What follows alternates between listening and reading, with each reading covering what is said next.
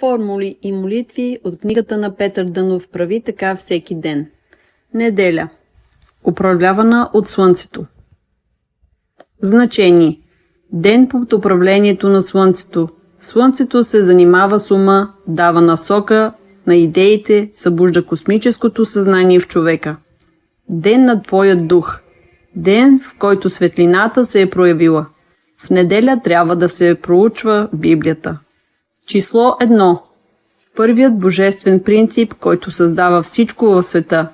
Единицата е човешкия ум. Елементи. Метал. Злато, символ на духа, кристализира слънчевата светлина. Органическото злато е проводник на енергиите в природата. Скъпоценен камък. Сардоникс. Музикален тон. Ре. Орган на тялото. Дихателна система. Пробуждат индивидуалното съзнание. Лъчи. Портокалени. Обновление, здраве, единство, освещение.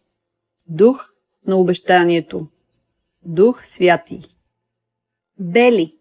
Чистота, съвършенство, хармония. Аметистови. Спасение, кроткост, святост, поклонение, моление, уединение, завръщане, дух на благодата. Диамантени. Пълнота, свръхсъзнание, съзнание, подсъзнание, дух Христов. Влияние върху костната, мускулната, нервната система и слънчевият сплит. Храни. Грозде, стафиди, портокали, мандарини, ориз, леща, слънчоглед, овес, ръж, ечемик. Понеделник. Ден на твоята душа. Значение. Ден на твоята душа. Ден, в който любовта се е проявила. Ден на хигиената. Свързан с луната, оказва влияние върху религията.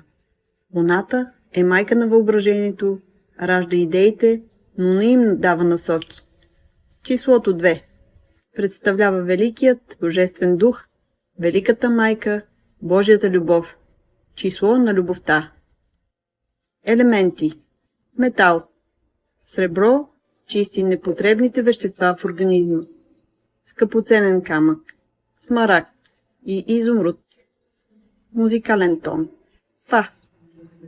Орган на тялото. Бъбреци. Пробужда се разбирането за разумно използване на материалните условия. Лъчи. Зелени лъчи. Растеж. Причинност. Следствие. Богатеене. Благополучие. Възпоменание. Обновление. Възраждане. Надежда. Почивка. Мир. Дух на вечност. Влияние върху нервната и половата система. Мозъка. Храни. Зеле, лапът, лобода, зелен фасул, маруля, краставица, зелена царевица, бакла и печурки. Управляван от Марс. Значение. Ден под управлението на Марс, свързан с активността. Ден на обективния ум, в който знанието се е проявило. Ден за усилена физическа и земеделска работа. Ако имате да вземате пари, ще ги вземете. Ако имате да давате, ще ги дадете. Ден за изправяне на погрешки или побеждаване на някой порок. Число 9. Показва законите, на които трябва да се подчинява. Елементи. Метал. Желязо укрепва организма. Скъпоценен камък. Сардий и рубин. Музикален тон. До. Орган на тялото. Сърце. Те свързват с жизнените енергии в природата. Лъчи червени. Любов. Прошка. Утешение. Вечен живот. Мощ. Победа. Превъзмогване. Дух на любовта. Дух на живота.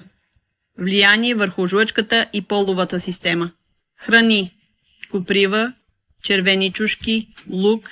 Чесън, хрян, бяла ряпа, репички, спанак, всички храни, които съдържат лютивина и желязо.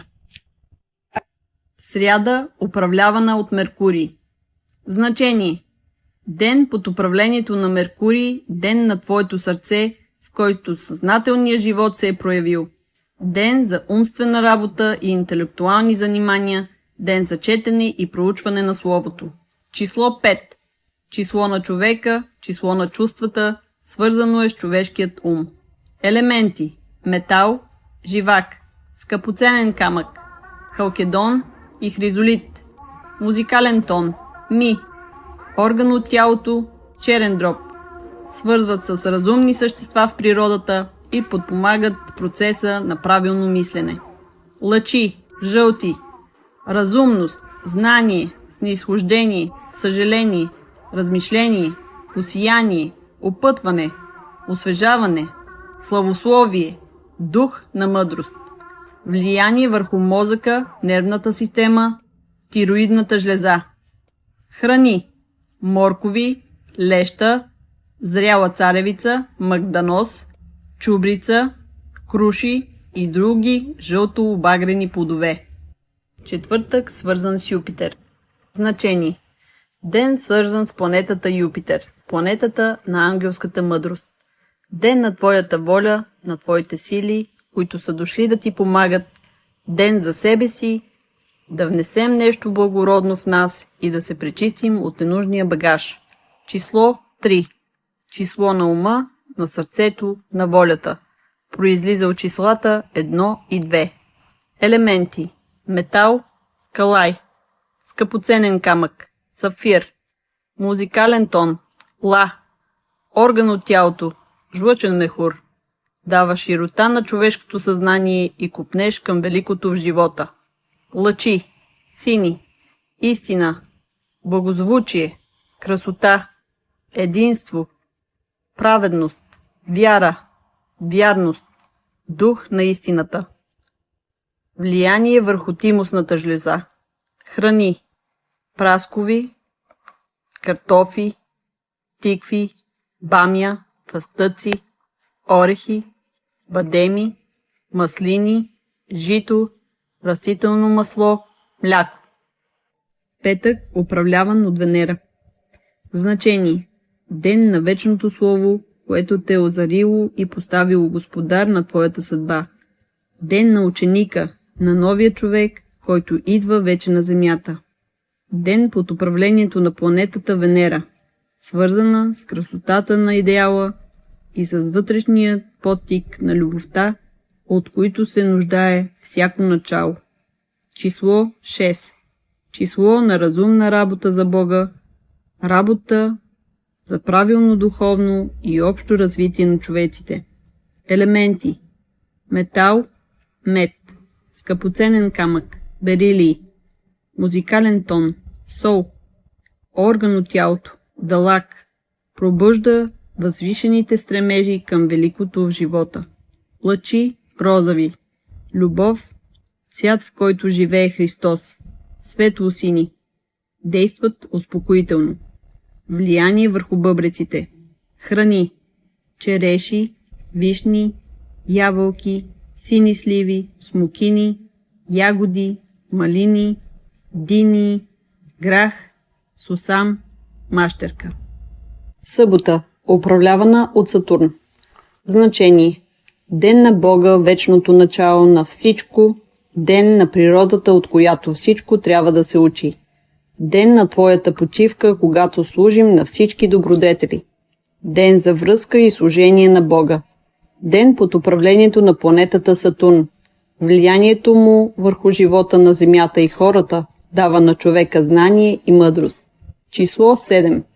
Число навсякъде преобладаващо и винаги божествено, свързано с силите, които работят в човечеството.